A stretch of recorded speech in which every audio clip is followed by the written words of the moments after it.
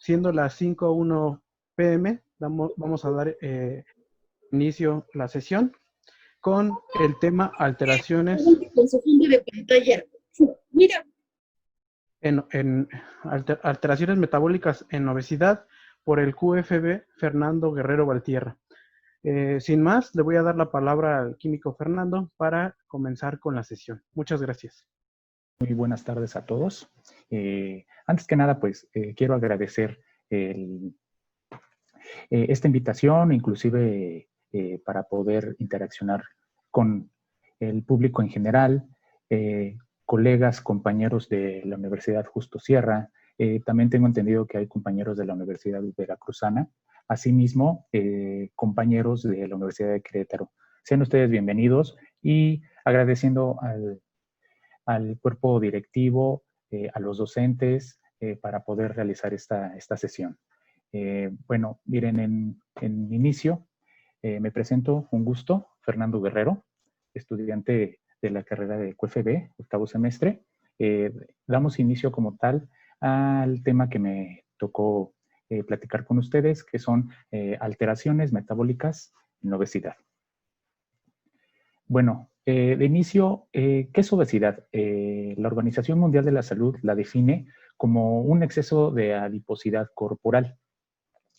Entendemos que el hecho de tener elevado tejido adiposo en el cuerpo puede llegar a desencadenar varias patologías. Una de ellas principales que ocupa los número 1 en tasa de comorbilidad y mortalidad es la diabetes, ¿sí? En los años 80 surge un concepto que es índice de masa corporal. Este índice de masa corporal lo que quiere decirnos es una herramienta de diagnóstico, ¿sí? En el cual nos va a expresar por medio de una fórmula que es el peso entre la estatura por la estatura al cuadrado. Hay un margen en el cual podemos estar nosotros o cómo podemos definir el tipo de índice de masa corporal. Manejan como tal, si lo pueden ver aquí en esta parte, voy a activar mi puntero. Opciones puntero, láser. Ok, tenemos esta escala de un índice de masa corporal menor a 18 hasta un mayor a 50. Lo estipula como un bajo peso a una obesidad número 4.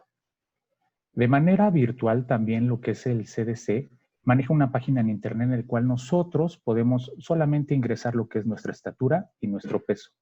Dependiendo el país y la zona poblacional en la que nos encontremos, va a ser utilizado ya sea el sistema inglés o el sistema métrico. De esta manera nosotros podemos ver cuál es nuestro índice de masa corporal. Solamente tener en cuenta que esto es a nivel poblacional por región del mundo. Ya dependiendo nuestra población, en este caso México, se van a estandarizar dentro de lo que dice la Organización Mundial de la Salud, pero dependiendo la población mexicana, ya que nosotros tenemos una alimentación muy distinta a lo que es en Alemania. Y bueno, definimos tipos de obesidad.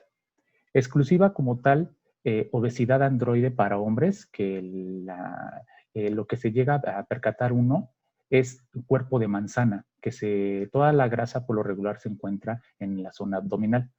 Tenemos en mujeres la obesidad genoide, que da la forma como una pera, que todo es en el diente bajo de la mujer, inclusive el ensanchamiento de las caderas. Una cosa importante es que sepamos que una persona la podemos también definir con respecto a su fenotipo. Aquí, como vemos a su derecha, vemos una persona con un índice de masa corporal elevado a este hombre que no la tiene. Los fenotipos, ¿qué van a definir? Un peso normal, pero metabólicamente obeso. Esto quiere decir que está dentro del rango, pero los metabolitos, inclusive todo lo que él desarrolla a nivel molecular, a nivel celular, se encuentran elevados. Entonces, no necesariamente tengo que estar gordo, perdón la expresión, obeso, para poder desarrollar síndromes metabólicos. Entonces, una persona con peso normal, pero obeso metabólicamente, puede tener estas patologías de resistencia a la insulina, la acumulación de lipoproteínas o más bien deficiencias, o en las lipoproteínas de alta o baja densidad, etcétera, o inclusive en la hipertensión arterial. Caso contrario, ¿sí? Es el metabólicamente, es obeso, pero metabólicamente sano, ¿sí? No presenta ninguna de las alteraciones metabólicas típicas en los individuos. Entonces, aquí podemos definir tanto de fenotipo como tipos de obesidad. Sabemos que las consecuencias del sobrepeso las tenemos como baja autoestima, la apnea del sueño, que este es el problema que luego recurre por la cantidad excesiva de grasa en la ventilación hacia los pulmones, que produce muchos de los problemas de el ronquido, ¿sí? Y dejar de respirar en las noches. Lesiones en las articulaciones, deformaciones por la sobrecarga, incremento de la hipertensión arterial y asimismo la diabetes, que este es uno de los preámbulos que ahorita estamos viviendo con respecto al COVID-19.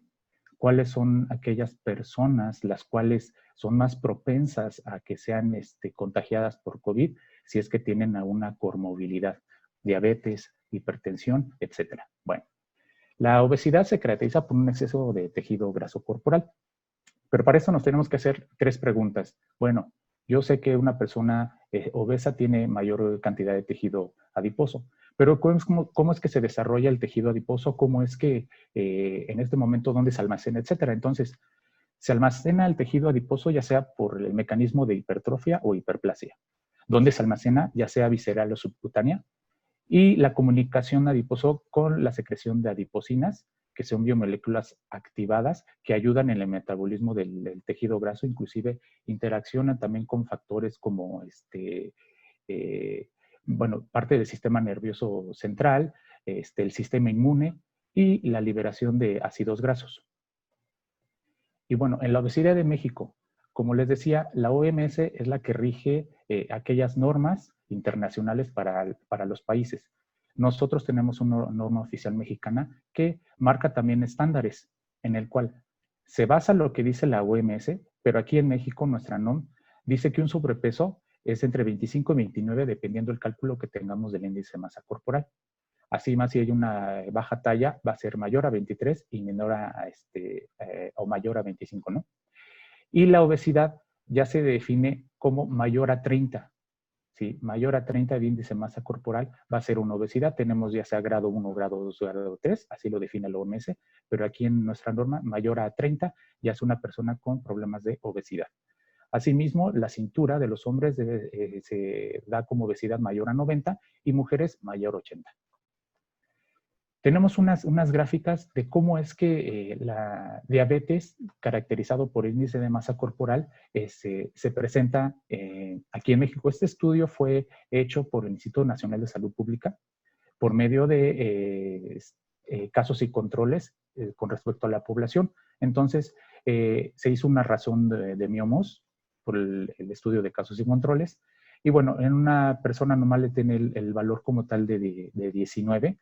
En un sobrepeso se eleva como tal, inclusive en la obesidad, están muy al margen de poder 40.9% de desarrollar diabetes, ¿sí? Entonces, sabemos que aquí la obesidad sí es un factor importante para desarrollar diabetes. Asimismo, la hipertensión por el índice de masa corporal en una persona normal de 12.9 y así se va elevando. Entonces, tenemos un sobrepeso, se equilibra casi a un 40 y en obesidad rebasa ya llegando a un 50.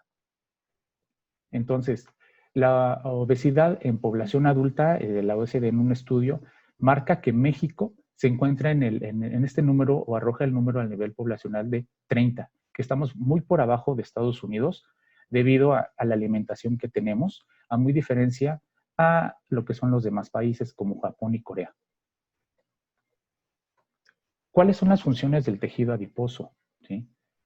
El tejido adiposo nos va a ayudar en un balance energético, que también de las grasas, cuando nosotros sobrepasamos el umbral de la ingesta de colesterol o triglicéridos, etcétera, que se convierten, se van a depositar en el tejido adiposo, pero también nosotros podemos obtener energía a través de este balance energético por medio de las adiposinas.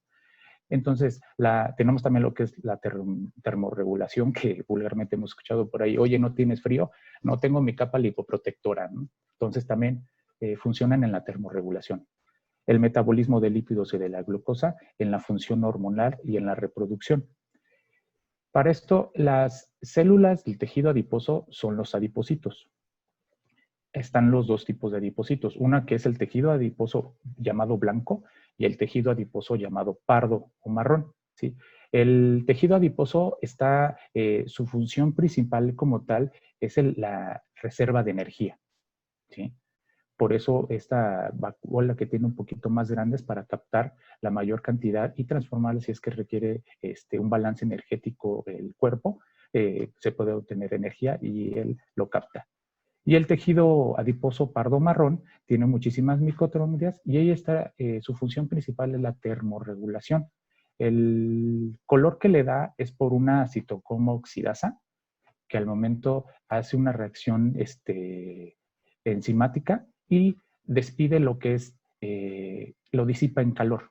Por eso es exclusivo el pardo para la termorregulación y el tejido blanco se refiere para en cuestión energética. Y bueno, el tejido adiposo está compuesto 50 y 50.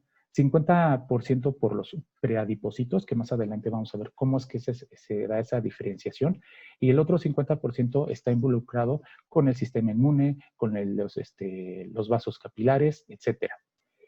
Y bueno, entendemos que la obesidad es un alto margen de tejido adiposo. Tenemos caso contrario, que es la lipodistrofia, que es una disminución en cuestión de tejido adiposo. Parte de la pregunta que nos hicimos al inicio es ¿cómo se almacena el tejido adiposo? Si el grado de obesidad aumenta, las funciones del tejido adiposo se modifican. Tengamos en cuenta que si el tejido adiposo sufre alguna disfunción en su metabolismo, va a adecuar mecanismos en los cuales puede atacar inclusive los órganos. En este caso, los preadipocitos o cómo se generan los adipocitos es de una célula madre o de una célula blanco, van a proliferar en preadipocitos. Después va a pasar a una parada de proliferación en la cual ya no va a haber más y van a estar agrupándose.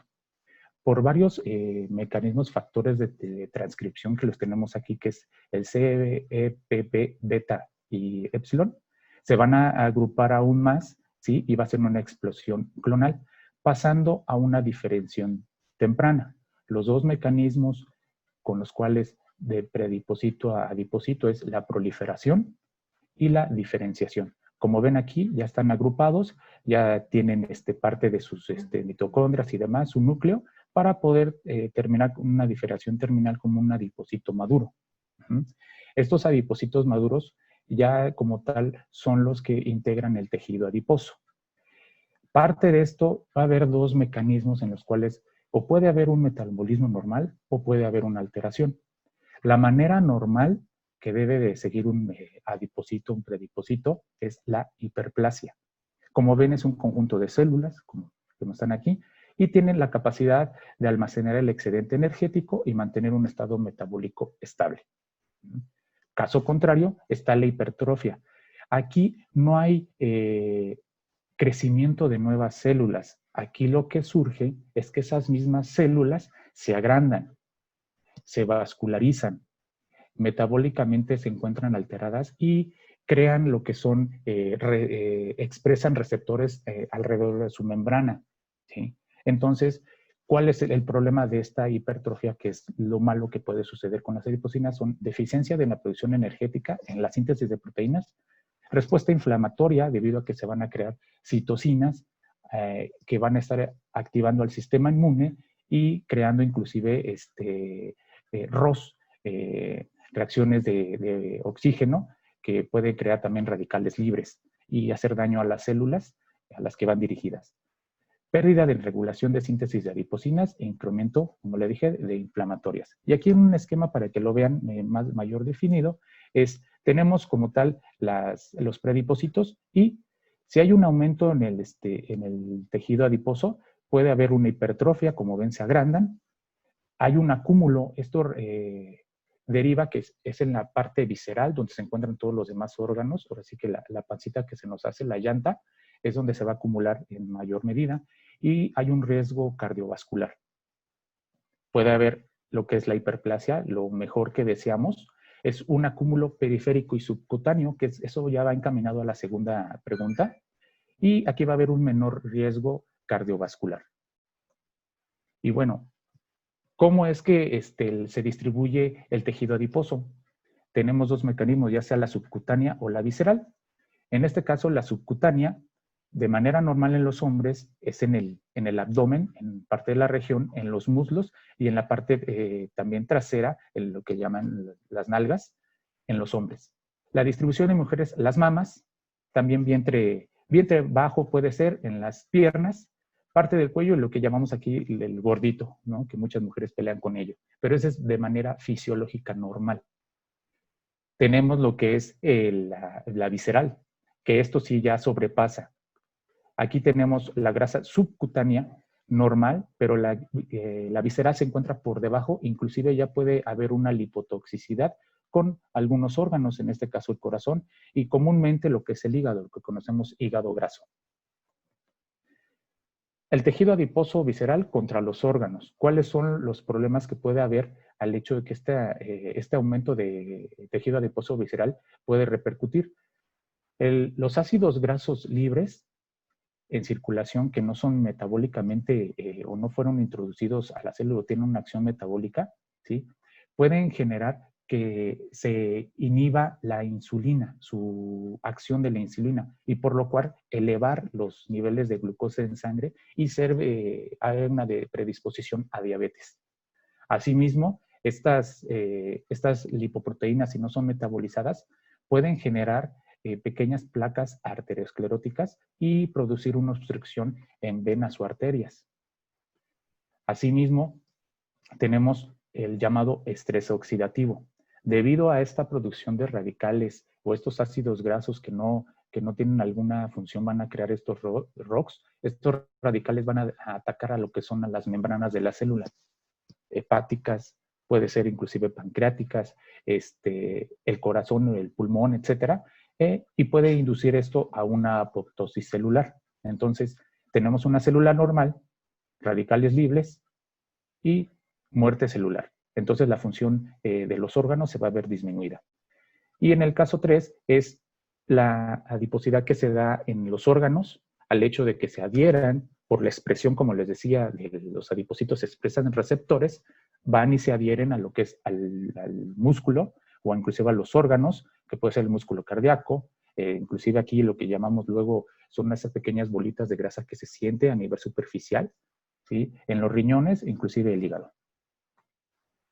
Y bueno, ¿cómo definimos un síndrome metabólico? La OMS lo menciona como un conjunto de anormalidades metabólicas consideradas como un factor de riesgo a desarrollar enfermedades cardiovasculares, ¿sí? Existe la Federación Internacional de Diabetes, que esto le integran 168 países aproximadamente, con todas sus instituciones, y definen qué es un síndrome metabólico. Y aquí lo explican en 5 puntos. Debe de presentar dislipidemia, diferencia en los lípidos, los metabolitos de los lípidos, presión arterial, la disglucosis, que es disglucosis, perdón, es la alteración de la glucosa, la inflamación exacerbada y la trombosis.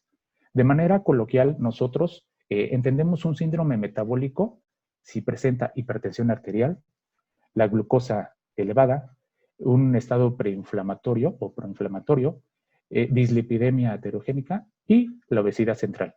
¿Qué es lo que nos conduce esta obesidad a desarrollar inclusive cáncer en casos extremos? ¿Y de qué manera? ¿Por qué? Por lo cual, por estos agentes reactantes de oxígeno, van a atacar la célula, más aparte si hay predisposición del paciente a desarrollar cáncer, porque su papá o su abuelito desarrolló, entonces hay una duplicidad o triplicamos el efecto de que se desarrolle un cáncer. Asimismo, hiperuricemia, elevados concentración de ácido úrico, la infertilidad, recordemos que muchas de las hormonas dependen del colesterol, entonces si hay una alteración metabólica en la síntesis de colesterol, se puede producir una infertilidad y asimismo todo lo que está englobado al hecho de presentar obesidad en el cuerpo.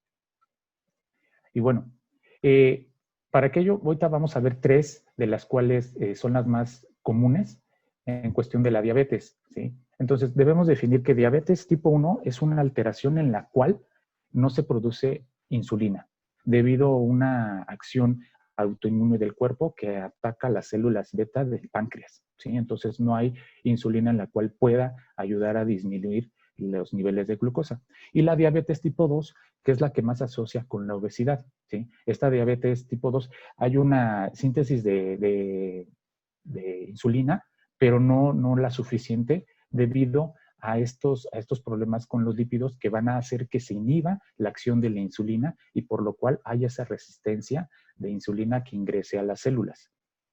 Para con esto de manera de diagnóstico, nosotros como químicos debemos hacer ciertos estudios recomendados por el médico tratante, que es la química. Aquí ponemos 6 elementos, como ustedes saben, hemos visto, no es comercial, pero yopo, demás, etcétera. Química de 6 elementos, de 2 elementos, de 20, 34, va dependiendo, eso no hay una norma como tal que diga la química de 6 pretenden estos. Lo único que se define es que sean los metabolitos necesarios para determinar. Entonces tenemos glucosa postprandial, ácido úrico, examen general de orina, el perfil lipídico para valorar las lipoproteínas de alta, baja densidad, colesterol, triglicéridos, PCR, aquí cuidado, no es ahorita que tan sonado con el COVID, reacción en cadena de la polimerasa, es proteína C reactiva, que esta proteína lo que nos va a evidenciar es que si hay una inflamación. ¿Dónde? No se sabe. Solamente se expresa y se identifica como un nivel inflamatorio, ¿sí? Tenemos el filtrado glomerular, que lo checamos con respecto a la función renal, ¿sí? Si está tirando glucosa o está desechando glucosa urinaria y se puede formar levaduras, que es regularmente lo que vemos, y la hemoglobina glicosilada. Aquí dentro de estos, los 2 más importantes es la glucosa postprandial, que esta glucosa postprandial lo que quiere ver es cómo el paciente está metabolizando la glucosa 2 horas después de consumir su último alimento, ¿sí? Entonces se le toma una muestra basal en ayunas, debe estar, la OMS dice que debe ser menor a 100 lo indicado, ¿sí? Para poder seguir el procedimiento. Se manda a desayunar al paciente, 2 horas después tiene que regresar para una toma de muestra. Entonces, a esas 2 horas debe de bajar sus niveles de glucosa. Si se encuentra en el mismo, de cantidad de glucosa o más, ya puede ser predisposición a diabetes. Otro estudio que es la hemoglobina glicosilada, esta se va a encargar por medio de porcentajes. Como lo vemos aquí, tenemos la glucosa en miligramos sobre decilitro, la cantidad 75, 150, 225 y el porcentaje. Entonces, aquí va a depender también mucho, el estándar es menor a 6. Aquí tenemos hasta un 7. Pero va a depender también el reactivo, la casa de los reactivos, cómo lo maneja y cómo es que se desarrolló con respecto a la población. Pero menor a 6, como lo vemos aquí en verde, no hay diabetes. ¿En qué se basa la hemoglobina glucosilada? Por medio de, se fundamenta en una reacción no enzimática en la cual va a haber una glicación directa en los aminoácidos de la hemoglobina, ¿sí? En la cadena de la hemoglobina. Entonces, esta glucosa se va a pegar a las terminales de los aminoácidos de la hemoglobina.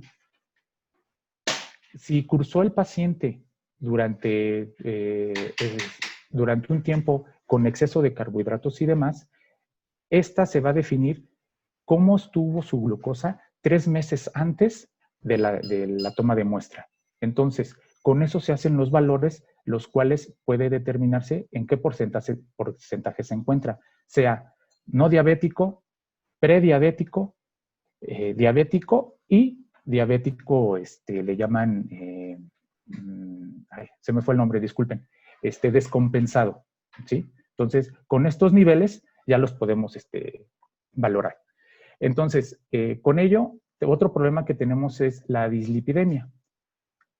¿Cómo es que se generan lo que son las lipoproteínas y cómo podemos ver los lípidos aumentados? Tenemos una ingesta del bolo alimenticio, tenemos la vesícula biliar, secreta ácidos biliares, degradan o emulsifican un poco mejor las grasas, llega a lo que es al intestino delgado, y ahí en el intestino delgado, por medio de varias enzimas y demás, se van a generar los kilomicrones, ¿sí? Estos kilomicrones van a ayudar a transportar triglicéridos y colesterol, ajá, hacia el torrente sanguíneo, pero para esto tiene que pasar por la vía linfática, ¿sí? Ahí en la vía linfática, varios mecanismos también enzimáticos y demás, va a generar remanentes de kilomicrones. Son como unos pequeños restos.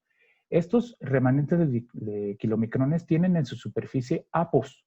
Apos son ciertos receptores que van a tener cada uno para que el hígado lo vaya a reconocer. Aquí en el hígado, este kilomicrón va a tener una acción metabólica y va a crear lo que viene acá, que son las VLDL. Entonces, provienen los kilomicrones, el kilomicrón ingresa al hígado y crea VLDL.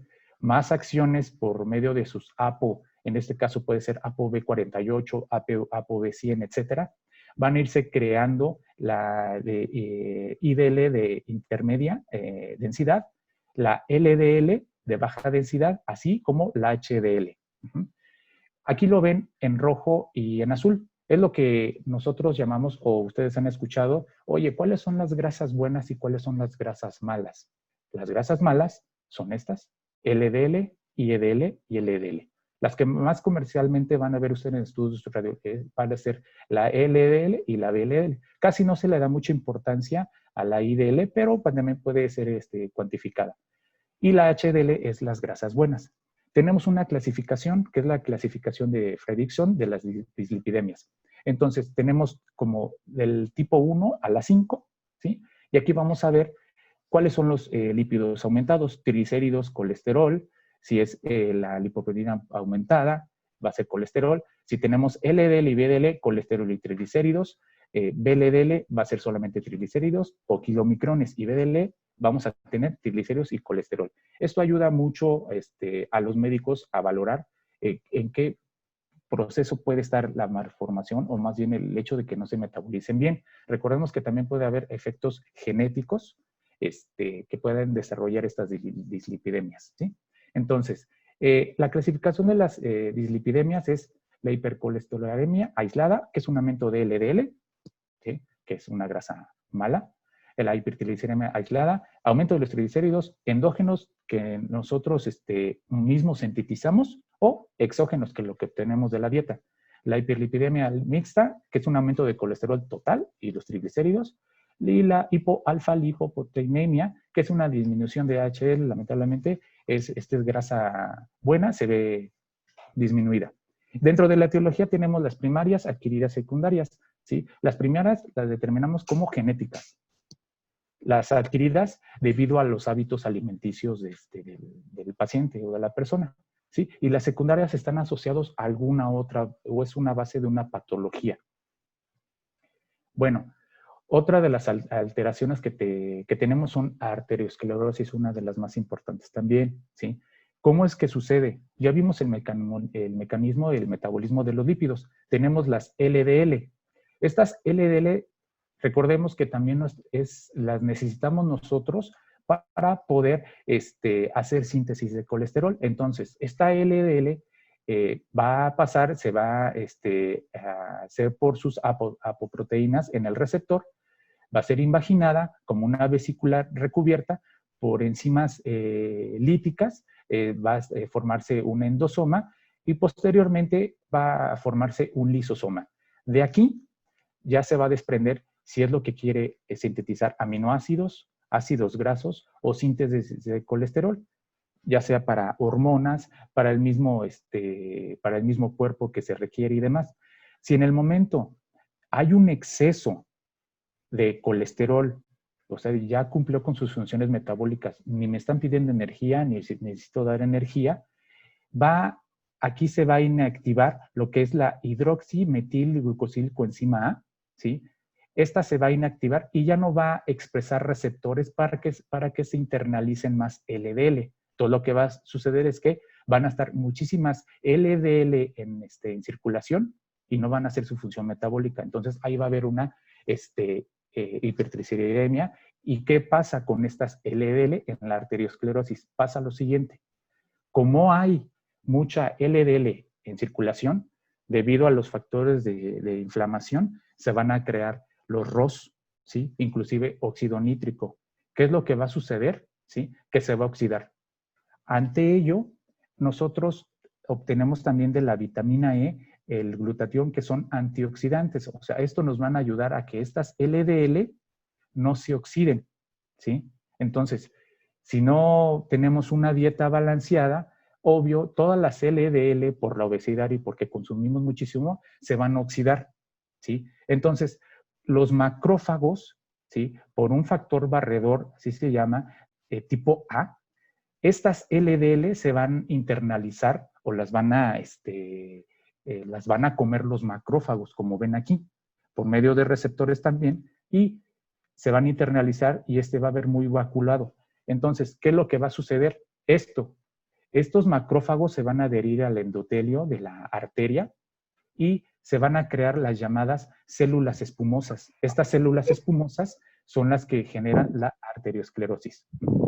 También está asociado a lo que es enfermedades hepáticas, colestásicas, problemas en el colédoco, en el hígado van a crear también problemas, y la famosa esteatosis hepática no alcohólica. Reconocemos a la alcohólica por el consumo de alcohol o inclusive de fármacos que hay en una cirrosis. La no alcohólica es debido a la adherencia de tejido adiposo en el hígado y no va a producir, no va a hacer su metabolismo adecuadamente, ¿sí? Enfermedad renal crónica, también el aumento de triglicéridos plasmáticos, disminución de HDL y menor catabolismo de VLDL. Y bueno, vimos ahorita como tal cómo es que se genera el tejido adiposo y todas las comorbilidades que puede dar el hecho de que tengamos obesidad. ¿Y a qué lo relacionamos ahorita con esta pandemia que tenemos con el COVID-19? Entendemos que estar obeso es sinónimo de inflamación por todos estos mecanismos que el tejido adiposo acelera, ¿sí? Entonces el sistema inmune también se acelera y empieza una producción de citoquinas y demás. Entonces, COVID-19 afecta de distintas maneras a cada persona. Lo vemos, en ciertos países están pasando por lo mismo, pero la tasa metabólica que ellos tienen es un poquito mejor por su dieta que llevan, ¿sí? A diferencia de lo que estamos aquí en los mexicanos. Lamentablemente, con todo esto del COVID-19, aunque afecta directamente a pulmón, ¿sí? Tiene que ver mucho la obesidad, el hecho de que cómo es que me afecta estar obeso para poder hacer las funciones metabólicas. Miren, de todo esto no deseo aburrir, deseo que igual más o menos se entienda. Ok, ya entendí más o menos, ustedes me dirán, que las citocinas, que la inflamación, que esto y el otro, pero el COVID, ¿qué onda? ¿Qué tiene que ver o por qué se complica con la obesidad? ¿Sí? Tenemos lo que es el curso natural de la enfermedad de COVID. Una persona infectada, como dice Gatell, por el achú, contamina, o más bien infecta, y bueno, empieza la incubación. Viene con los síntomas leves, se desarrolla una neumonía porque sabemos que COVID es directamente hacia los alvéolos pulmonares, ¿sí? Con respecto al receptor. Y lamentablemente cuestiones intensivas se agrava y lamentablemente la muerte. Tenemos otro tipo de personas, los asintomáticos, que tienen la infección, pero no presentan ningún problema. Estos no presentan ningún problema porque quizás no tienen ninguna comorbilidad. Supongamos una persona obesa entraría aquí.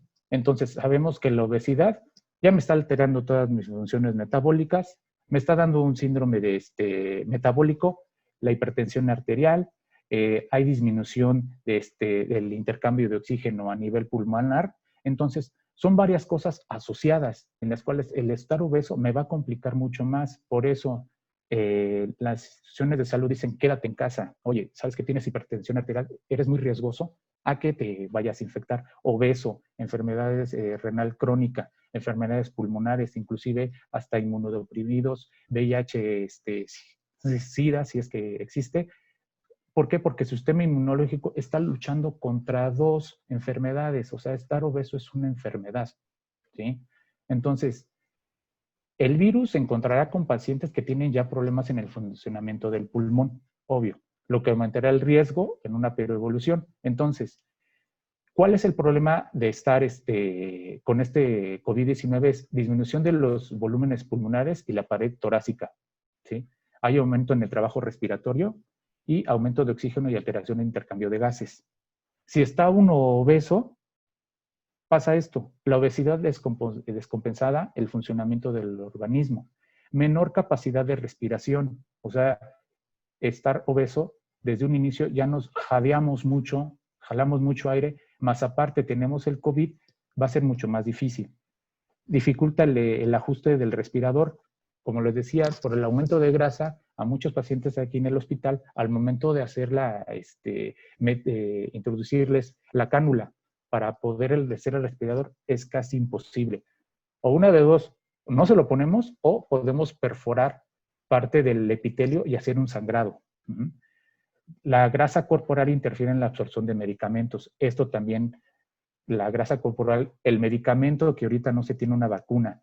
Estos han funcionado, los medicamentos que ustedes han visto, inclusive en la plática anterior hablaron de ellos, son profármacos, ¿sí? Son específicos para SARS, que se presentó en los 2012, ¿sí? Pero no es específico total, aminora lo que son los síntomas y demás, pero no es efectivo. Entonces, también la grasa corporal y la obesidad interfieren en la absorción de los medicamentos. Y pues bueno, aquí tenemos esta tabla que cada día nos van diciendo, es la obesidad junto con la hipertensión van asociadas y los dos hay un 50% de riesgo, ¿sí?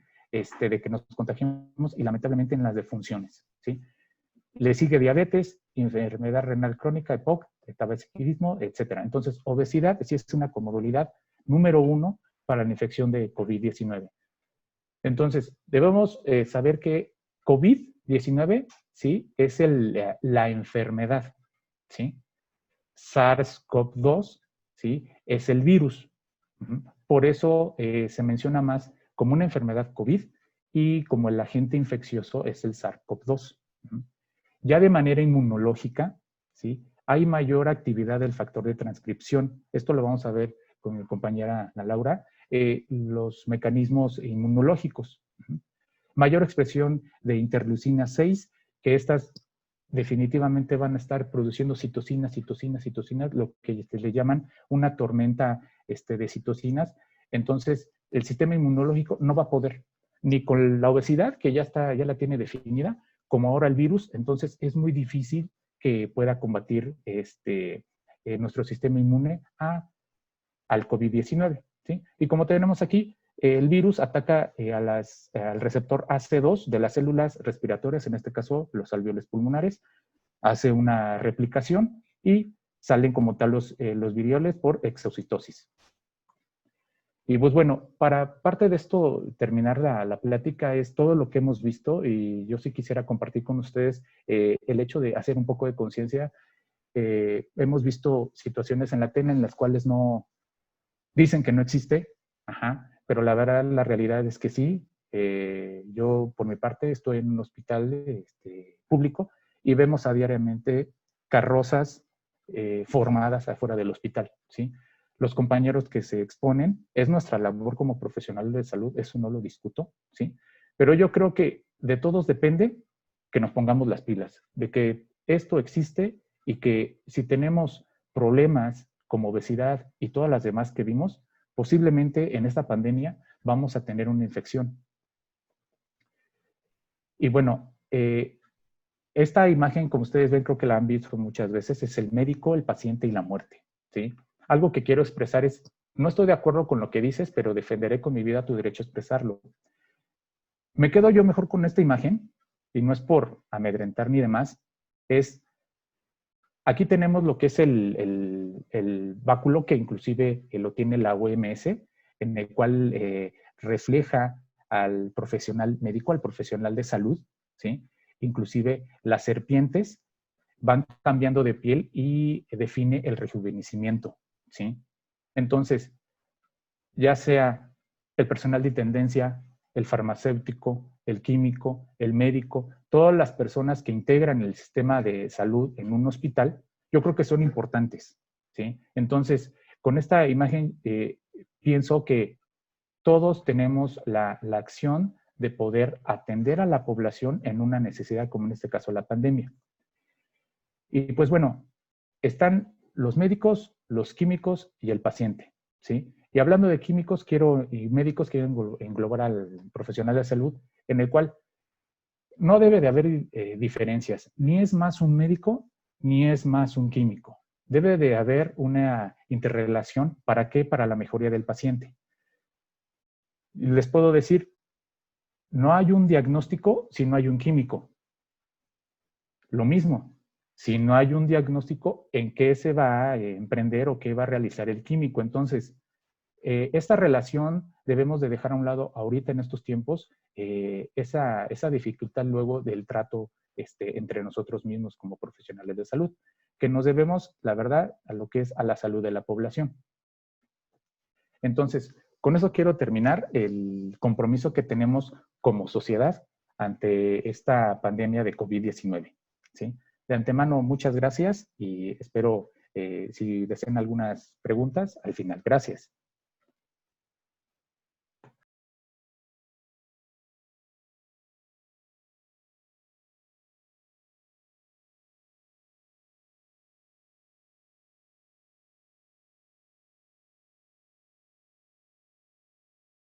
Muchas gracias al químico Fernando. Recuerden nada más que las preguntas las pueden mandar al final de la sesión y me adelanto para darle la palabra a la QFB Ana Laura Trejo Montiel, que nos va a dar una sesión sobre alteraciones de la respuesta inmune en obesidad. Adelante, por favor.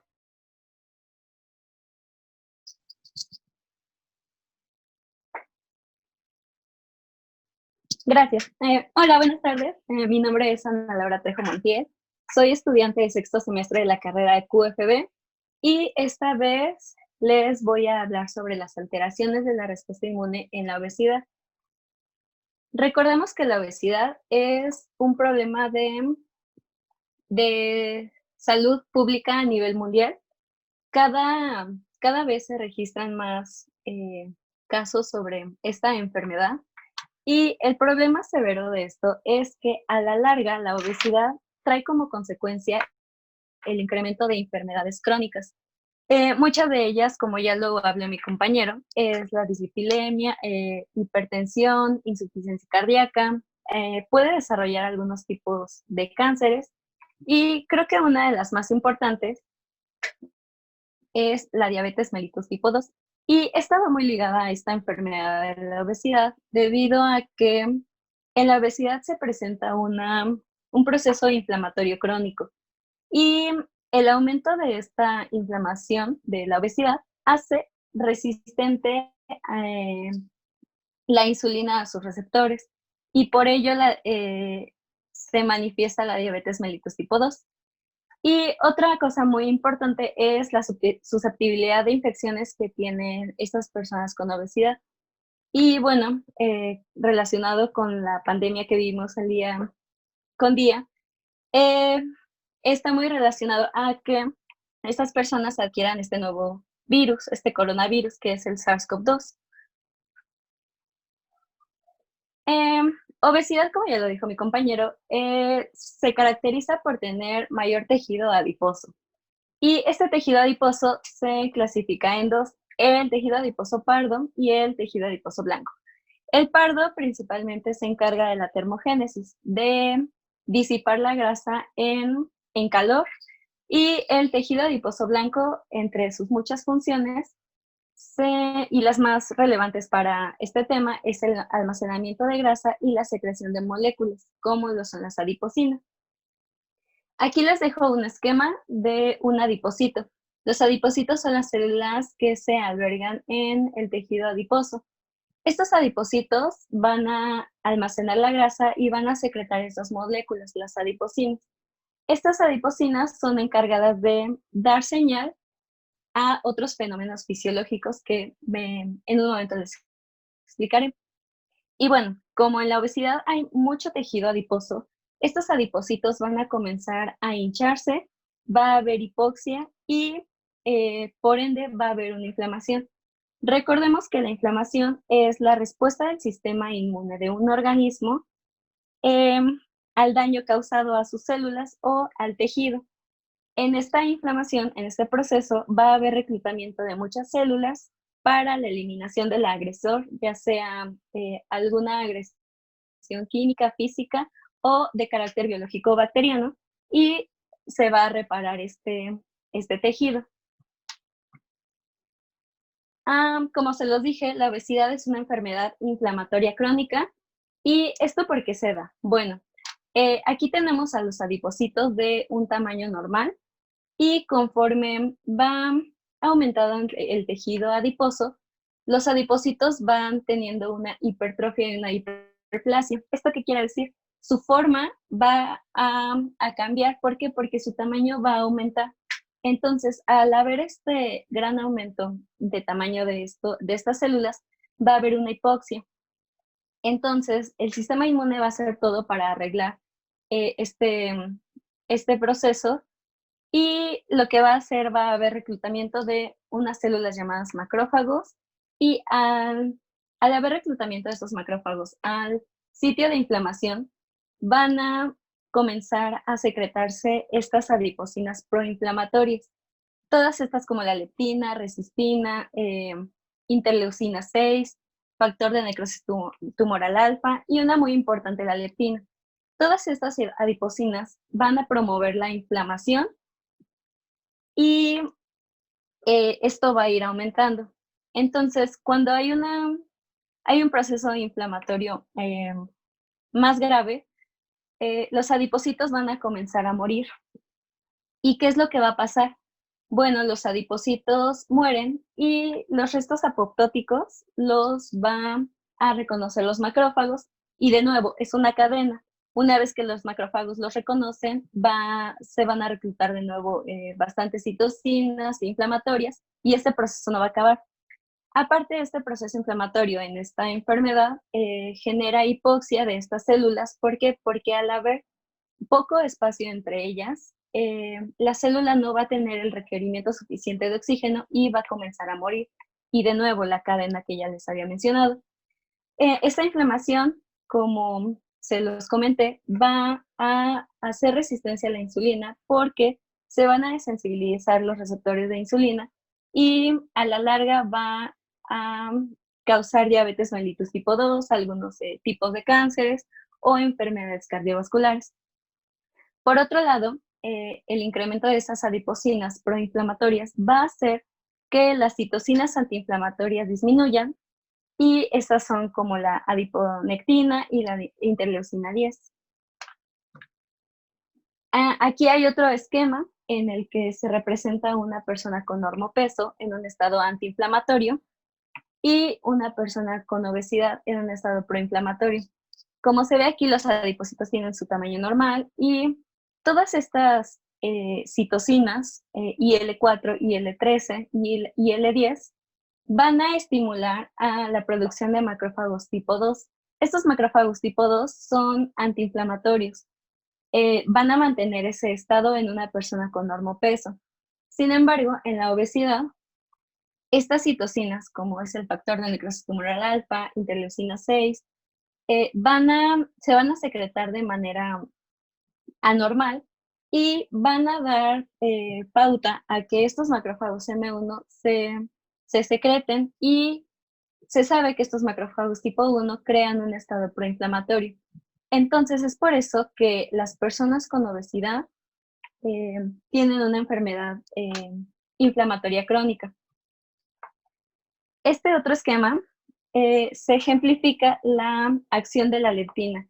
La leptina, como se los mencioné anteriormente, es una de las citocinas más importantes en esta enfermedad porque se ve elevada. Y es que en una persona normal, el adipocito secreta la leptina. Y la leptina tiene una importancia en el proceso de la inmunidad y de la inflamación. ¿Qué va a hacer en la inmunidad? Bueno, actúa en la innata tanto como en la adaptativa.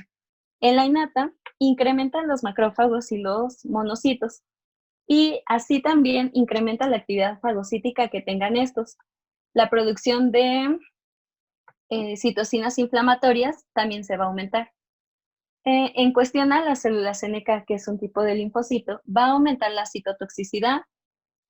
Recordemos que estas células van a atacar a las células ya infectadas, las van a eliminar. En cuanto a los neutrófilos, va a aumentar la producción de peróxido de hidrógeno y esto les ayudará a crear un efecto oxidante.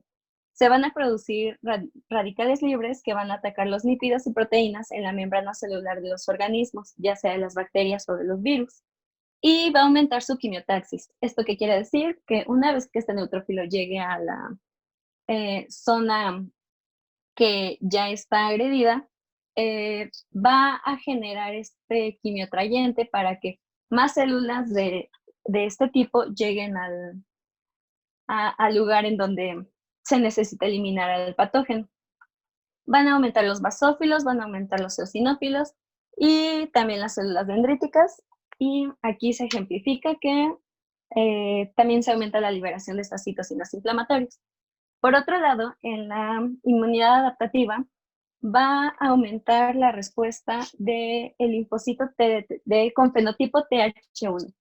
¿Esto qué quiere decir? Bueno, TH1 va a aumentar la síntesis de estas moléculas, el factor de necrosis tumoral alfa y los interferones. Estos van a reclutar a más de estas células de la inmunidad innata y también van a inhibir la replicación del virus. Y por otro lado va a bloquear la respuesta de TH2. Y bueno, esta leptina en la inflamación va a modular la actividad de las células T, va a inducir genes relacionados con inflamación y va a regular esta tormenta de citocinas que se va a promover. Pero ¿qué es lo que pasa con las personas obesas? Bueno, las personas obesas tienen bastante leptina y esto es perjudicial. Veamos por qué. Una persona con obesidad vive con hiperleptinemia. Esto quiere decir que tiene una cantidad de leptina muy, muy elevada. Y como se los dije, la leptina tiene esta función de activar a todas estas células del sistema inmune para eliminar al patógeno. Y se sabe que una deficiencia de leptina puede traer una respuesta inmune ineficiente y, por tanto, un aumento de infecciones. Y entonces uno pensaría, ¿por qué si una persona con obesidad tiene los niveles de leptina elevados, por qué no tiene una mejor respuesta? Bueno, lo que pasa es que al tener bastante tejido adiposo, la leptina se va a sintetizar de una manera muy, muy elevada y los receptores de leptina se van a desensibilizar. ¿Esto qué quiere decir? Que la célula que tiene estos receptores lo va a tomar como una deficiencia de leptina y no va a dar su señal. Aquí hay un esquema en donde explica que la leptina estimula a los monocitos y a su vez también a las células T. Una vez que los estimula, los monocitos van a producir liberación de citocinas proinflamatorias, las cuales van a estimular a la célula T y estas responden con interleucina 2 e interferón gamma. Este interferón gamma a su vez va a estimular a los monocitos van a responder con esta liberación de citocinas inflamatorias y esto va a ser un ciclo. Entonces, por eso se genera un proceso inflamatorio en la obesidad por este tipo de interleucinas y de factor de necrosis tumoral alfa proinflamatorios. Y bueno, una vez que la célula T está activa y cambia su fenotipo a TH1. Y TH1 tiene una respuesta inflamatoria.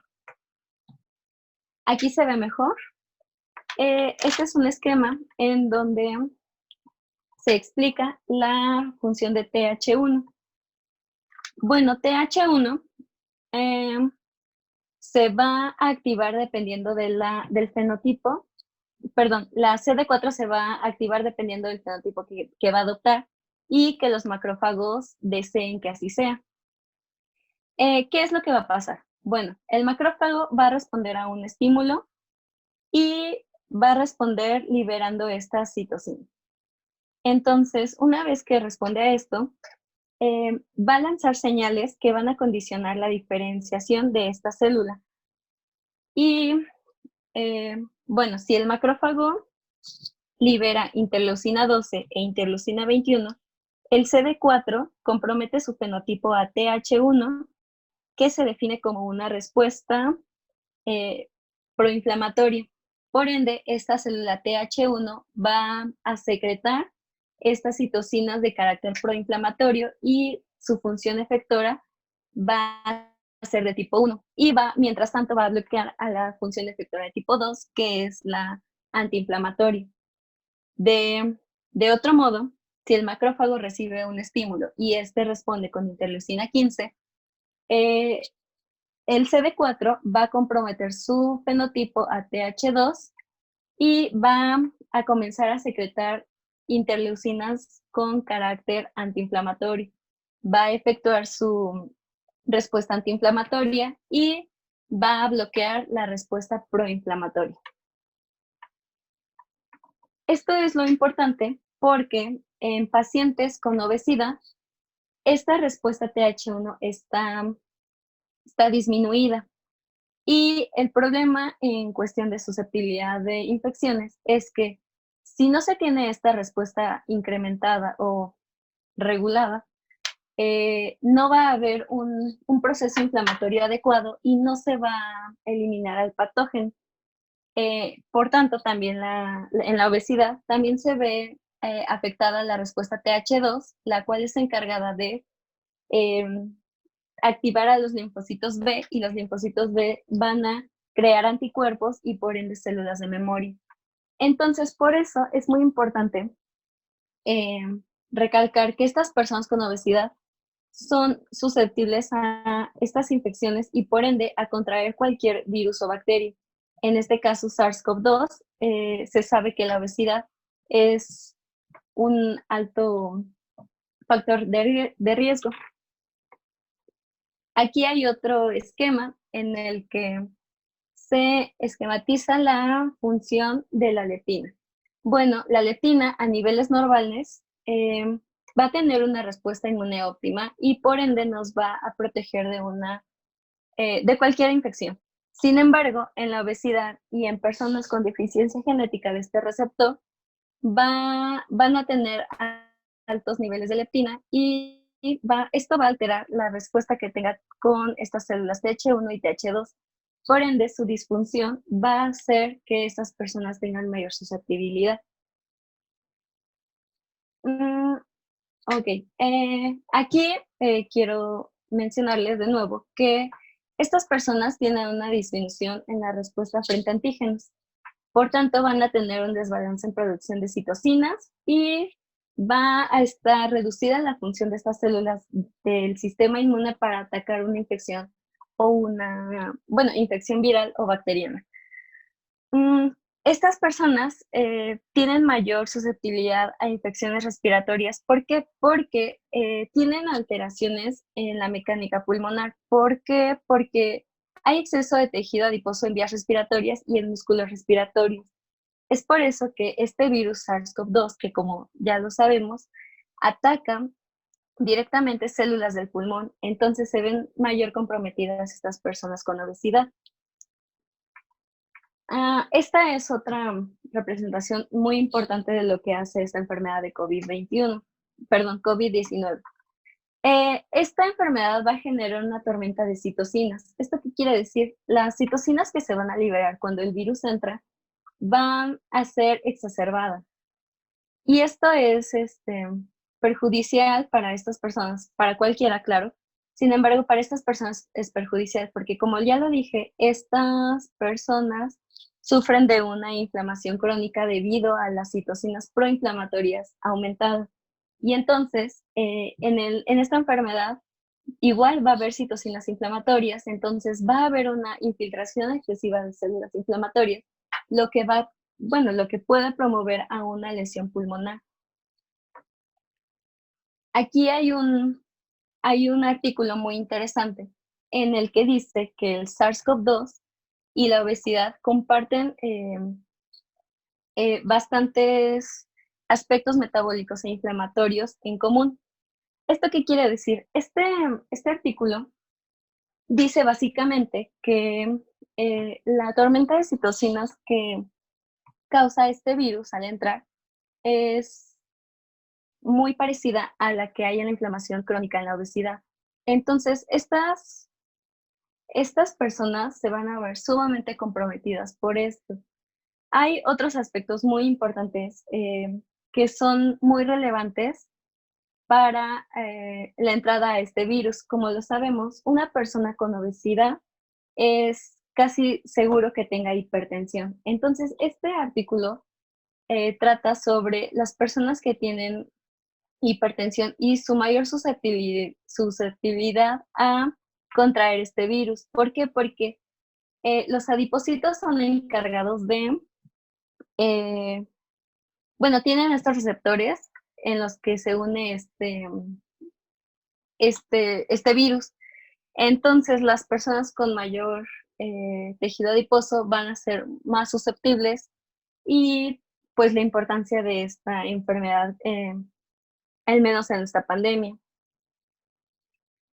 Bueno, como ya lo expliqué, la obesidad es un factor de riesgo para contraer este virus y más que nada para las manifestaciones severas que puede contraer esta enfermedad. ¿Por qué? Porque puede generar un síndrome de liberación de citocinas que está relacionado al COVID-21. Como ya se los mencioné, este virus va a crear un ambiente inflamatorio y con el sumado ya al que se tiene la obesidad, va a ser muy perjudicial.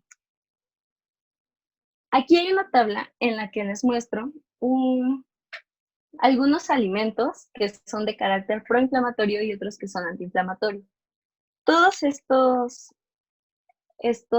alimentos son los menos recomendados para una persona con obesidad o que está pasando por un proceso inflamatorio. En general, estos alimentos son aceites de semillas y algunos alimentos de origen animal. Lo que pasa es que los ácidos grasos poliinsaturados de cadena larga se dividen en dos, en ácidos grasos omega 6 y omega 3. Los omega 6, tienen estos productos, el ácido linoleico y el ácido araquidónico.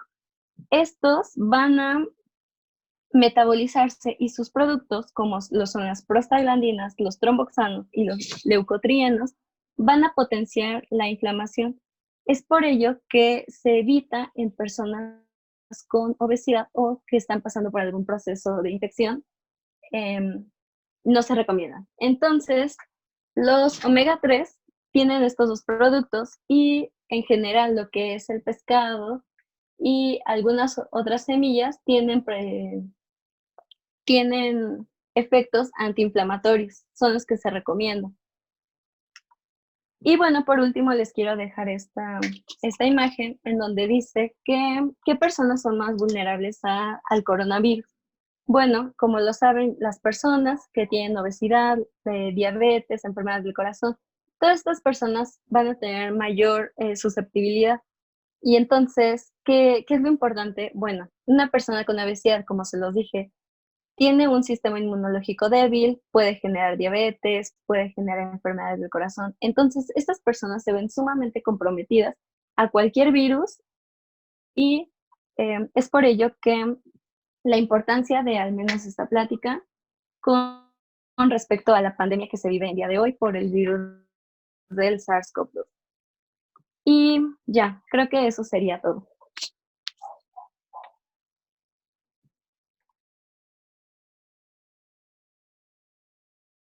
Muchas gracias. Agradezco a la QFE Ana Laura por esta sesión sobre la inmunología de la respuesta inmune en obesidad. Bien, damos paso a la siguiente sesión, que sería con el título, ¿no?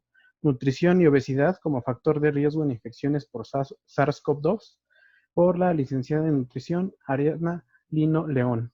Muchas gracias, Ariadna. Puede comenzar con la sesión. Bien.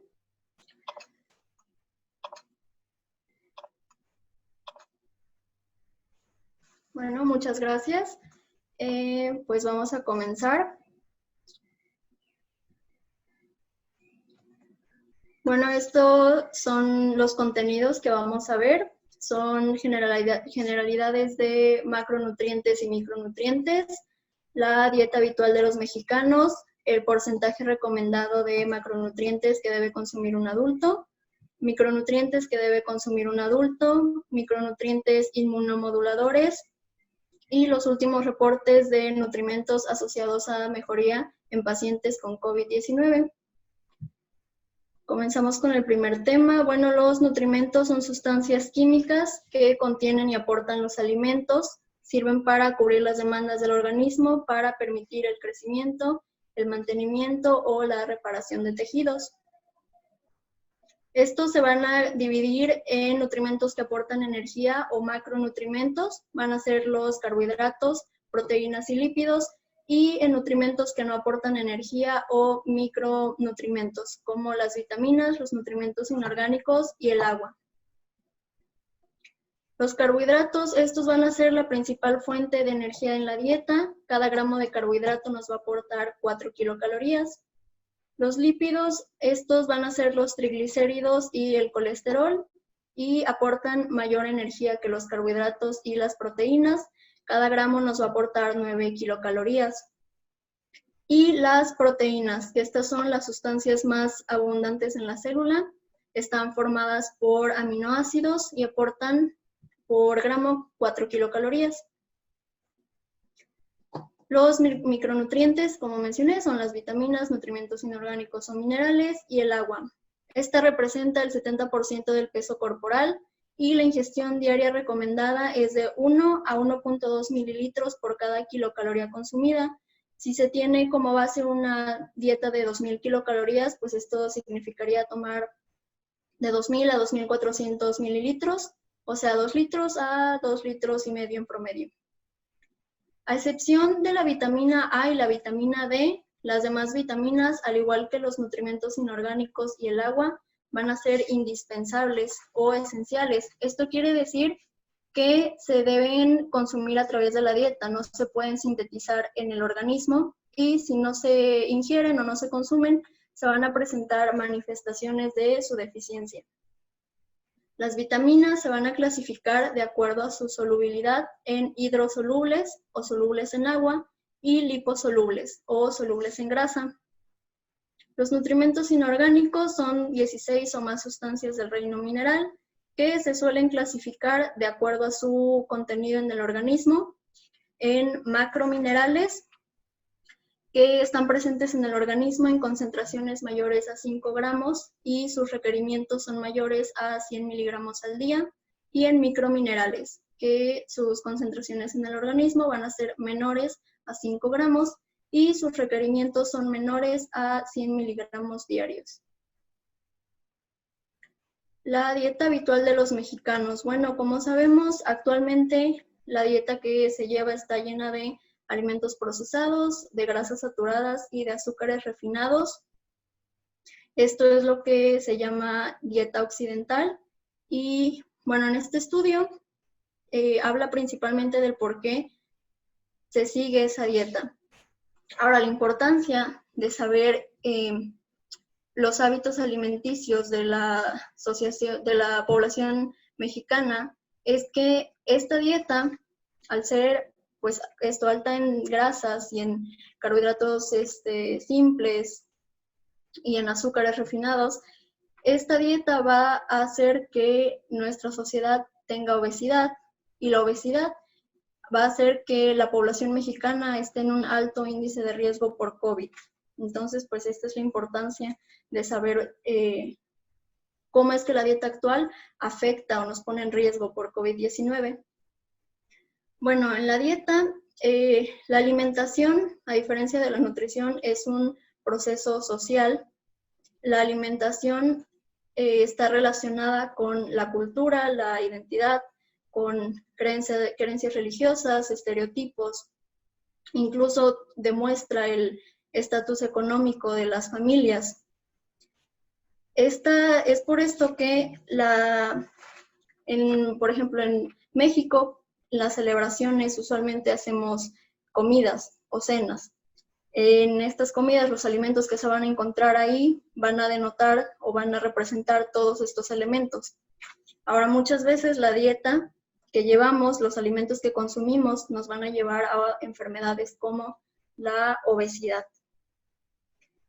Bueno, ya mencionaron qué es la obesidad, así que nada más lo voy a recordar de manera rápida. Es una enfermedad crónica que se define como el exceso de grasa, se calcula a partir de... se determina a partir del cálculo del índice de masa corporal. Cuando se tiene un índice de masa corporal mayor a 30, se tiene obesidad, y cuando se encuentra entre 25 y 29, hablamos de sobrepeso. Y bueno, esta enfermedad está relacionada con distintas enfermedades, como se muestra en este recuadro. Algunas de ellas son la diabetes, la hipertensión, que también son muy frecuentes aquí en el país, la enfermedad del hígado graso no alcohólico, accidentes cerebrovasculares, etc. Dislipidemias, por ejemplo. Y bueno, de este lado se muestran algunas estimaciones que hizo la Organización Mundial de la Salud. Hicieron unas estimaciones de la cantidad de adultos y de aquí menores de 5 años que padecerían estas patologías en el año 2015. De acuerdo a la Organización para la Cooperación y Desarrollo Económicos, se estima que más de 2 de cada 3 personas tendrán sobrepeso u obesidad en el 2020. Y bueno, ahora con esta enfermedad de COVID-19, pues esto es de mucha mayor importancia porque, como sabemos, la obesidad es un factor de riesgo ante esta infección. Y bueno, aquí se muestra cómo es que la prevalencia de obesidad solo ha ido en aumento en los últimos años. En 1993, la prevalencia de obesidad en adultos era del 21.5%, en el 2000 fue del 24%, y en el 2012 la prevalencia fue del 71.3%, como se ve aquí. La prevalencia de sobrepeso fue de 38.8%, y la prevalencia de obesidad fue del 32.4%. Esto quiere decir que 39 millones de mexicanos tienen obesidad, con una prevalencia ligeramente elevada en mujeres, y los grupos de edad en los que se da más frecuentemente es entre los 40 y los 50 años. Bueno, se hizo un estudio, les voy a resumir un poco cuál fue la dinámica de este estudio. Se tomó un grupo de pacientes con obesidad y se les realizó una entrevista en la que ellos tenían que decir términos o frases que ellos relacionaran con la palabra dieta. Una vez que se obtuvieron todos estos términos, se analizaron, se categorizaron de acuerdo a la estructura y a la función de las representaciones sociales del significado de dieta. Se obtuvieron frases como estas, y aquí están ya categorizadas. Por ejemplo, identidad, la frase más común fue lo que puede comer uno. En actividad, la frase más frecuente fue es muy difícil seguir la dieta por el tiempo. En propósito, la frase fue lo que me llena. En normas o valores fue come uno lo que no está permitido, y en posición o relación el dinero no alcanza. Bueno, el resumen o conclusión de este estudio es que la población mexicana lleva actualmente esta dieta porque se considera que no tienen suficiente tiempo para preparar sus alimentos. A veces el traslado hacia el trabajo, que es muy largo, las jornadas laborales extensas, el estrés, etcétera, hacen que no se tenga suficiente tiempo, y por ello la población opta por una dieta que sea rápida de conseguir, rápida de ingerir y sobre todo que sea económica. ya que también, como se ve, una de las frases fue el dinero no alcanza. Entonces, se optan por comidas como, no sé, las sopas instantáneas, el refresco, las hamburguesas, porque esto es muy rápido de consumir y es barato. De igual manera, se muestra, por ejemplo, aquí, come uno lo que no está permitido. Hay personas que tienen patologías, ya sea obesidad, hipertensión, que están conscientes de que tienen una patología y están conscientes de que es incorrecto tomar, por ejemplo, refrescos o comer productos procesados, pero aún así lo hacen. Están conscientes de que está mal, pero lo hacen, lo que indica una indiferencia hacia seguir un régimen alimenticio adecuado y saludable. Bueno, el porcentaje recomendado de macronutrientes que debe consumir un adulto. En los carbohidratos, estos van a cubrir del 50 al 65% del total de la energía consumida. En una dieta de 2.000 kilocalorías, por ejemplo, de 1.000 a 1.300 kilocalorías serían para los carbohidratos. Esto equivaldría a 250 a 325 gramos diarios. Los lípidos suelen cubrir con un 25 a 30% del valor energético total. De nuevo, en una dieta de 2.000 kilocalorías representaría de 500 a 600 kilocalorías o de 55.5 a 66.6 gramos. En la proteína se recomienda comer de 0.8 a 1.2 gramos de proteína por kilogramo de peso, con un promedio de 1 gramo por kilogramo de peso. Se pone un ejemplo de un hombre de 70 kilogramos, necesitaría consumir 70 gramos de proteína. Estas suelen aportar del 10 al 15% del total de la energía de la dieta. En este ejemplo, los 70 gramos representarían un 14% de la dieta. Ahora, los micronutrientes que debería consumir un adulto. Se encuentran las vitaminas, como dije, se dividen en hidrosolubles y liposolubles. Las hidrosolubles son todas estas, la vitamina C, B1, B2, B3, etc. Y las liposolubles tenemos a la vitamina A, la vitamina D, la vitamina E y la vitamina K. Recordemos que estas dos son las únicas que no son esenciales o indispensables. Ahora en los nutrimentos inorgánicos. En los macrominerales tenemos al calcio, al sodio, potasio, fósforo, magnesio, azufre y cloro. Y en los microminerales pues tenemos a esta lista que es un poco más extensa. Están el aluminio, el yodo, el níquel, el hierro, el manganeso, el cobre, por ejemplo, etcétera.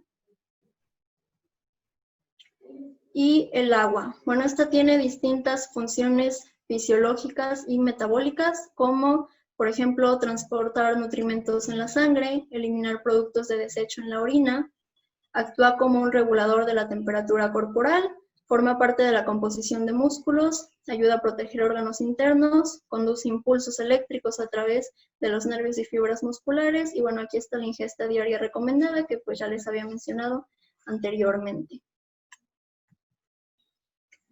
Ahora vamos a pasar con los micronutrientes inmunomoduladores. Bueno, la mala nutrición, esta afecta la inmunidad de cada persona. La mala nutrición, ya sea la desnutrición o la obesidad, va a ser un factor de riesgo para las infecciones debido a que es una de las causas de inmunodeficiencia.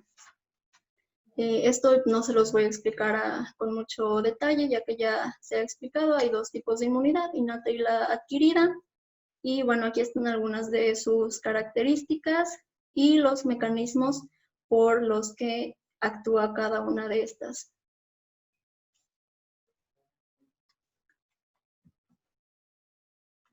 Y la inmunonutrición.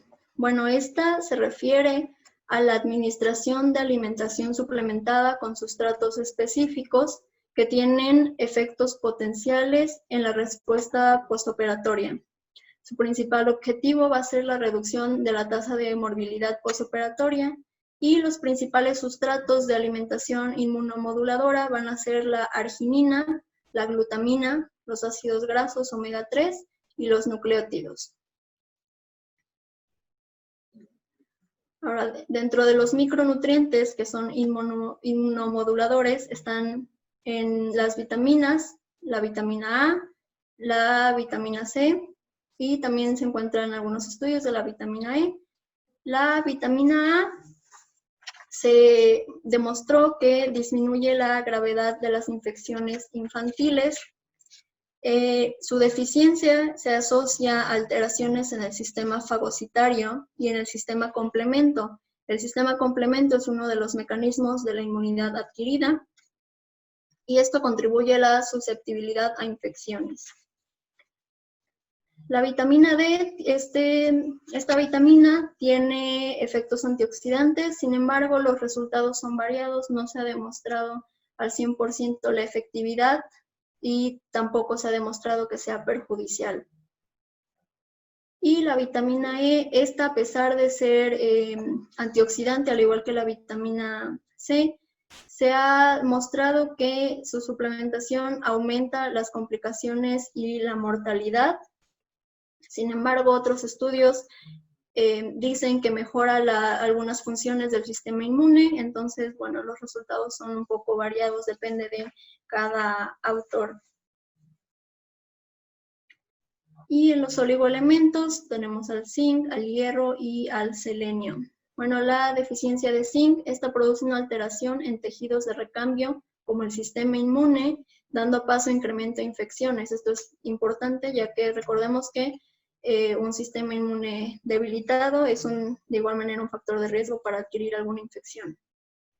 Y su suplementación ha demostrado que acelera la recuperación de infecciones como infecciones respiratorias, parasitarias y enfermedad diarreica.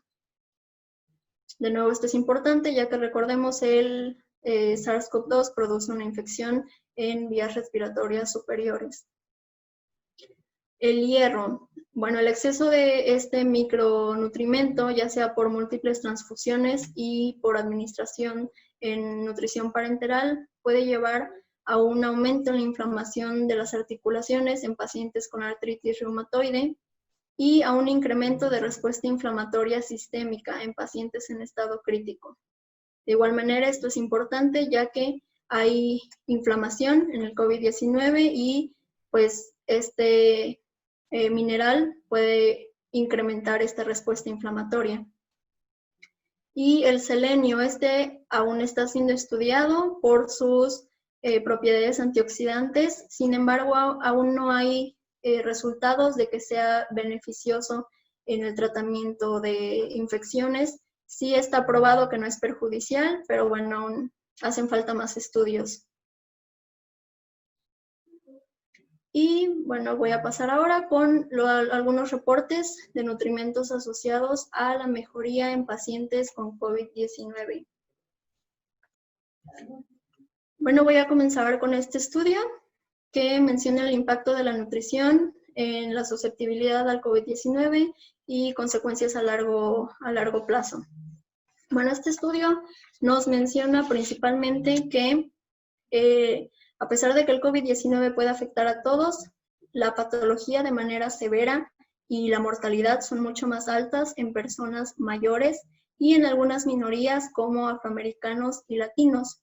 De igual manera, la obesidad y la diabetes mellitus tipo 2 son factores de riesgo prominentes para desarrollar COVID-19 de manera severa, y estos factores son impulsados por el consumo de una dieta occidental. Como lo mencionaba, esta dieta es alta en grasas saturadas, en carbohidratos refinados y en azúcares, y es baja en fibra, en grasas no saturadas y en antioxidantes. Una dieta alta en grasas saturadas puede causar la activación crónica del sistema inmune innato y la inhibición del sistema inmune adquirido. Un estudio en ratones en los que se les administró grasa saturada, en estos incrementó la infiltración de macrófagos al tejido pulmonar, especialmente y específicamente a los alvéolos. De nuevo, esto es importante porque el COVID afecta a estos tejidos. y de igual manera inhibe la función de los linfocitos T y B en el sistema inmunitario adquirido por un aumento de estrés oxidativo. La conclusión de este estudio es que el consumo de una dieta occidental perjudica de manera significativa al sistema inmune adquirido, mientras que aumenta la inmunidad innata, dando así paso a una inflamación crónica y un deterioro grave de la defensa del huésped contra patógenos virales. El siguiente estudio habla sobre el papel de la N-acetilcisteína como preventor de la tormenta de citoquinas asociada a COVID-19 y el síndrome de dificultad respiratoria aguda. Bueno, hay evidencia de que algunos pacientes con COVID-19 tienen este síndrome de tormenta de citoquinas que se caracteriza por el aumento de la interleucina 2 y la interleucina 7, por el factor estimulante de colonias de granulocitos, por la proteína 10 inducible por interferón gamma, la proteína quimioatrayente de monocitos 1, proteína inflamatoria de macrófagos alfa y el factor de necrosis tumoral alfa. Bueno, la N-acetilcisteína, este es un agente mucolítico usado en infecciones respiratorias que elimina radicales libres, mejora el estrés oxidativo y respuesta inflamatoria, inhibe la expresión y liberación de interleucina 8 y 6 y de igual manera inhibe el factor de necrosis tumoral en células alveolares tipo 2, en infectados con virus de la influenza A y B y con virus de citología respiratoria. Entonces, se concluye en este estudio que una dosis de 1200 miligramos de N-acetilcisteína podría prevenir el síndrome de desarrollo el síndrome de citoquinas, perdón. Y bueno, este estudio y el siguiente que les voy a mostrar están relacionados. En este estudio nos habla de la deficiencia o las concentraciones menores de vitamina C en pacientes positivos de COVID-19. El riesgo de infección respiratoria de las vías respiratorias superiores está asociada con niveles bajos de vitamina D, por lo que el riesgo del SARS-CoV-2 en relación con las concentraciones de vitamina D en el cuerpo es una relación mayor o más fuerte en comparación con otras enfermedades respiratorias. Se encontró una reducción en la concentración de vitamina D en pacientes positivos con COVID-19. Tenían una concentración de 11.1 nanogramos sobre mililitro y en pacientes negativos había una concentración de 24.6 nanogramos sobre mililitro. Esto en pacientes mayores de 70 años. Por lo que el siguiente estudio nos habla sobre la suplementación de esta vitamina D para reducir el riesgo de infección por COVID-19 y la muerte por esta infección también. La hipótesis que surge es que entonces, si en los pacientes contagiados hay un nivel bajo de esta vitamina, en niveles mayores, como ponen como ejemplo 30 nanogramos sobre mililitro, podría reducir el riesgo de enfermedad severa en adultos mayores de 70 años. Y pues se concluye en que la suplementación con vitamina D3 podría ser útil en el tratamiento de COVID-19, prevenir la sintomatología grave o severa, reducir la presencia del virus en vías respiratorias superiores y hacer al paciente menos infeccioso. Aquí se muestra una tabla de los resultados de suplementación con vitamina D. En esta se muestra que reduce la concentración de interleucina 6, reduce la proteína C reactiva en pacientes con diabetes y la deficiencia de esta vitamina D contribuye al desarrollo del síndrome de distrés respiratorio agudo. Y bueno, eso sería todo de mi parte. Muchas gracias.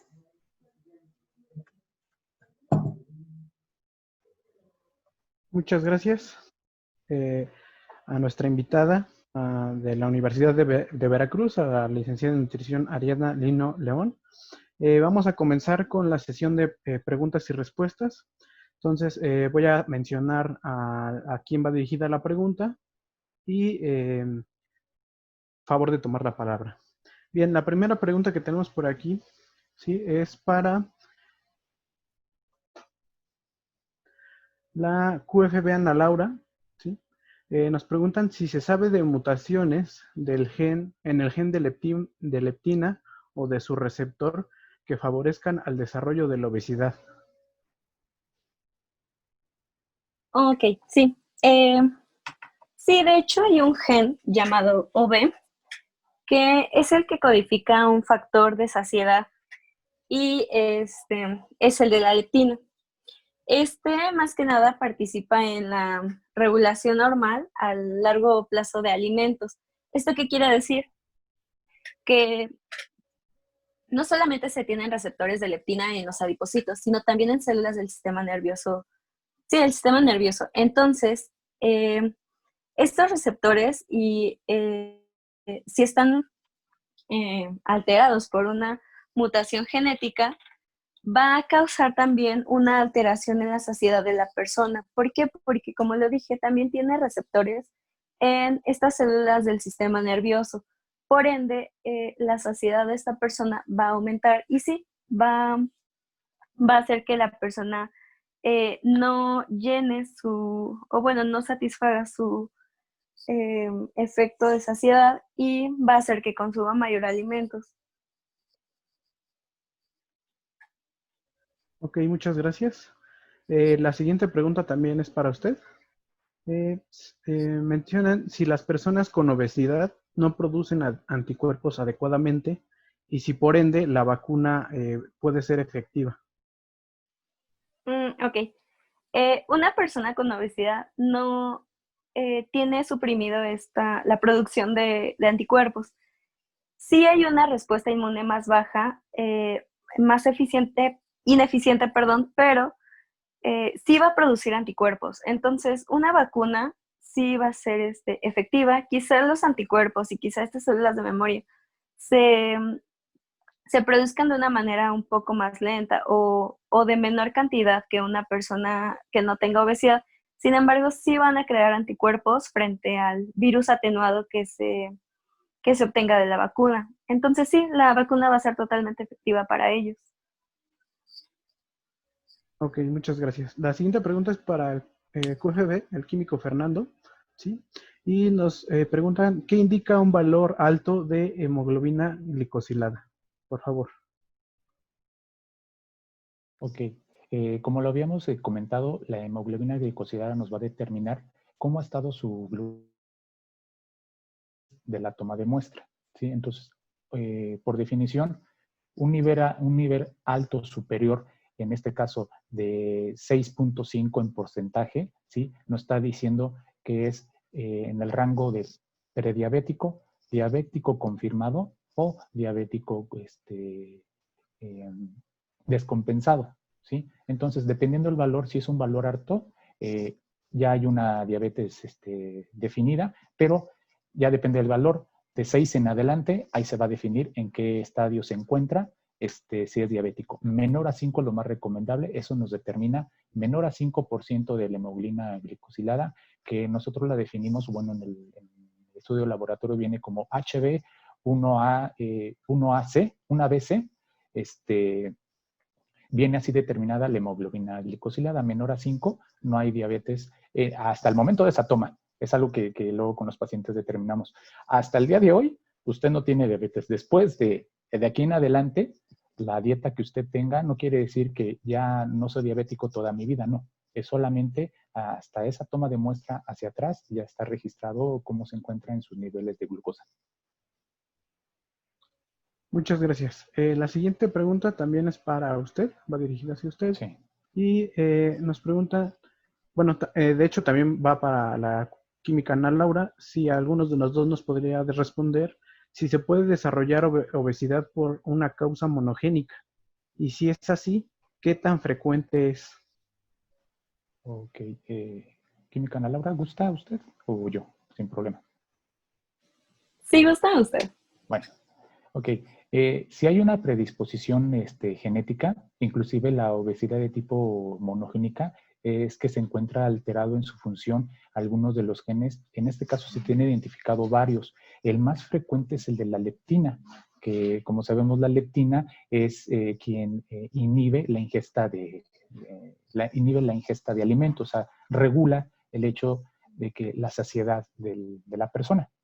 Están asociadas algunas más, y como en el desarrollo del hipotálamo, otras mutaciones genéticas, como el SIN1, recuerdo la otra BNDF, se encuentran ligadas al proceso de que si nosotros tenemos familiares que presentaron obesidad, si hay una predisposición genética, más aparte, la ingesta que tenemos si no cuidamos la dieta puede acelerar inclusive el proceso de que sea más marcada la obesidad. Muchas gracias. La siguiente pregunta es para la licenciada Ariadna. ¿Sí? Nos preguntan si o qué alimentos son ricos en zinc y vitamina C, que nos puedan ayudar a combatir esto. Y bueno, los alimentos ricos en zinc están el chocolate negro, la carne de cerdo, la carne de res, el arroz integral o los huevos. Y ricos en vitamina C, pues los más conocidos son los cítricos, pero también se encuentran el kiwi, los pimientos, el brócoli, fresas, melón, papas, el jitomate o en algunos alimentos fortificados. Gracias. La siguiente pregunta está dirigida originalmente para la QFNA Laura, pero bueno, por el índole de esta pregunta, igual también le doy la palabra a usted, licenciada Ariadna. ¿Sí? La pregunta es si se puede prescribir Pulmocare, ¿sí? Que es una sustancia que contiene omega 6 y bueno, esto en pacientes con COVID-19. Ok. Sí, de hecho, lo que es el Pulmocare va a atacar lo que es la enfermedad pulmonar obstructiva crónica y va a minimizar la producción de CO2 que es resultante de esta enfermedad. Y en cuestión a lo que tiene este fármaco, creo yo que no tiene como un efecto perjudicial porque el Pulmocare está adicionado con algunos antioxidantes y previene la potencia de daño a radicales libres. Entonces, como lo dije en la obesidad, toda esta inflamación que se va a llevar a cabo, pues es por la inflamación en los adipocitos y por ende por algunos radicales libres y algunos antioxidantes pueden ayudar a esta enfermedad. Entonces, yo creo que sí es recomendable para estas personas con obesidad. O bueno, creo yo no tiene ningún efecto perjudicial para ellos. Ok, muchas gracias. La siguiente pregunta es igualmente para la licenciada Ariadna y nos dice, ¿cómo podemos combatir el ambiente obesogénico en el que vive el mexicano? Bueno, este es algo complicado, ya que, como mencionaba muchas veces, la población sabe que se tiene una patología y están conscientes de qué es lo que no se debe consumir, pero aún así lo consumen. En mi opinión, sería dar mayor educación alimentaria, informar más y mejor a la población para que de esta manera tomen decisiones informadas. Por ejemplo, el nuevo etiquetado que se proponía a mí me pareció una muy buena idea, porque así las personas, usualmente la población no sabe leer etiquetados y de esta manera era un poco más sencillo estar más conscientes de que se consumía algún alimento con exceso de sales, por ejemplo, o exceso de grasa o de azúcares.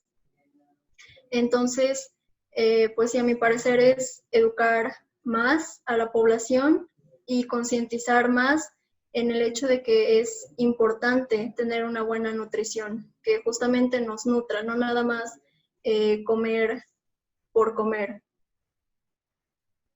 Ok, muchas gracias. La siguiente pregunta igual va dirigida hacia usted y nos comentan si, como pregunta, si la vitamina D se utiliza como preventivo de la enfermedad de COVID-19.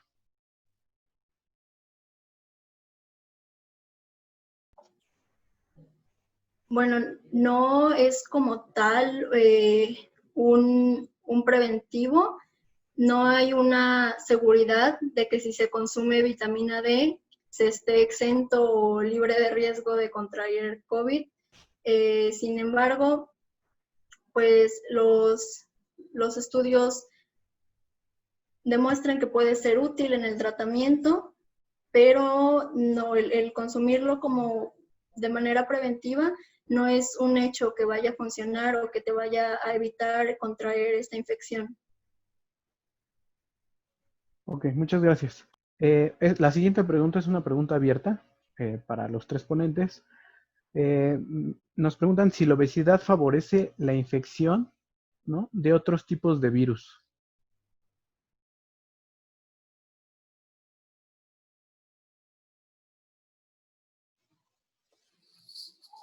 Bueno, yo quiero decir que sí. Como lo dije, la obesidad eh, es un factor de riesgo a contraer cualquier infección, ya sea viral o bacteriana, porque la respuesta inmune está más, bueno, es un poco ineficiente que en otras personas con, con una respuesta inmune eficiente. Entonces, sí, estas personas van a tener mayor susceptibilidad y por ende, una vez que contraigan este virus, también la severidad con la que el virus va a atacar a estas personas es mayor. ¿Por qué? Porque estas personas no van a tener una respuesta inmune adecuada. Ok, muchas gracias. En lo que llega a alguna pregunta subsecuente, sí, quiero nada más comentar por aquí. Nos hacen una aportación, ¿no?, sobre la implementación de quinoa y linaza como natriuréticos en sinergia para beneficio antiinflamatorio, ¿no?, y antioxidante. Lo mencionan aquí como de corto plazo, pero que también se puede hacer un seguimiento al paciente. No sé si quiera alguno de ustedes dar un punto de vista adicional a esta contribución o si tiene algún comentario que quiera agregar.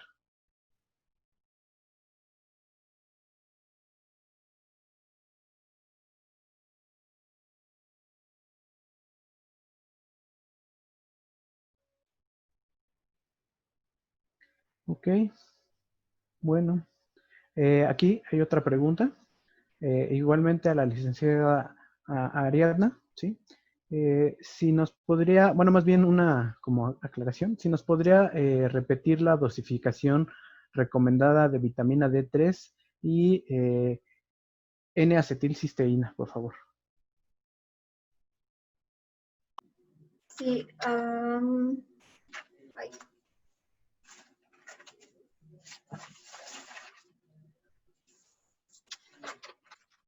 De la N-acetilcisteína era una dosis de 1200 miligramos y de la vitamina D3 eran 30 nanogramos sobre mililitro. Ok, muchas gracias. Bueno, parece que ya son todas las preguntas, ¿sí? Les agradezco, ¿no?, a todos a los asistentes por haberse reunido en esta sesión, así como a los ponentes, y sobre todo dar las gracias a nuestra invitada de la Universidad de Veracruz, a la licenciada Diana. Muchas gracias por la contribución, ¿sí? Es muy bueno ver que los alumnos se interesan por la situación actual y pongan de su parte, ¿no? Al público en general, repito, les agradecemos que nos acompañen en esta sesión. Muchas gracias y nos estamos viendo pronto. Gracias a todos ustedes, un gusto. Gracias. Muchas gracias.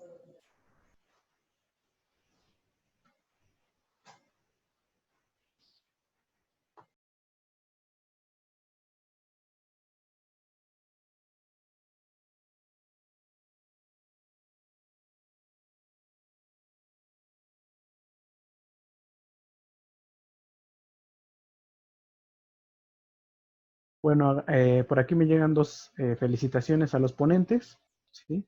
Donde mencionan que gracias por su ponencia, ¿no? Y por la responsabilidad de contribuir a la resolución, perdón, de estos problemas sociales, ¿sí?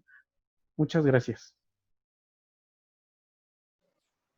Gracias a ustedes por las palabras y el hecho de que nos hayan escuchado en esta ocasión en las sesiones, y reitero la felicitación a la dirección de QFB de Justo Sierra para lograr estas sesiones y el esfuerzo que tuvieron los docentes, en especial la maestra Rubiraida y el maestro Ernesto. Muchas gracias y felicidades. Y también a los compañeros, a la química Ana Laura y a la licenciada Adriana. Un gusto. Gracias. Muchas gracias. Bueno, entonces ahora sí, damos por terminada la sesión, esperando que haya sido de su agrado. Hasta luego. Hasta luego. Chao.